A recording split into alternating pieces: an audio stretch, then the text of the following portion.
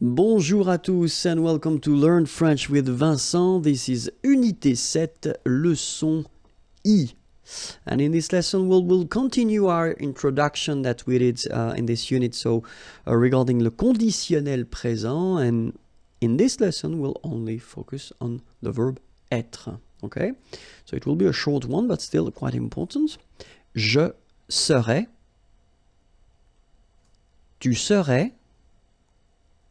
Il serait, elle serait, nous serions, vous seriez, il serait, elle serait. Alright, so remember, conditionnel présent, so if you want to translate directly this je serais, it's I would be, okay?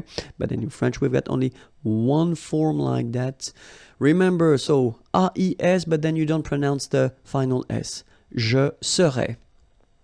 Same rule here, no pronunciation of the final S. Tu serais.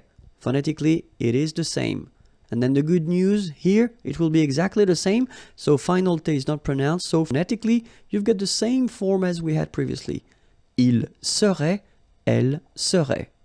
Okay, so one more time. Je serais, tu serais, il serait, elle serait. Alright? So then, final S not pronounced, and then this is this yon, yon, remember, it goes in your nose, it's nasal, yon, nous serions.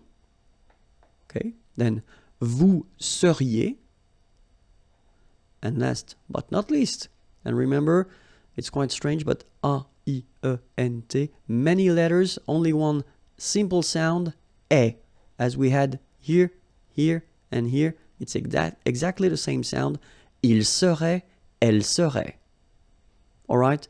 Je serais, tu serais, il serait, elle serait, nous serions, vous seriez, il serait, elle serait. And now, you must be a specialist regarding conditionnel présent of the verb être. Sorry about that. Okay, so next lesson and previous lessons are here, and then the website is waiting for you, and it's here. Okay, bye-bye.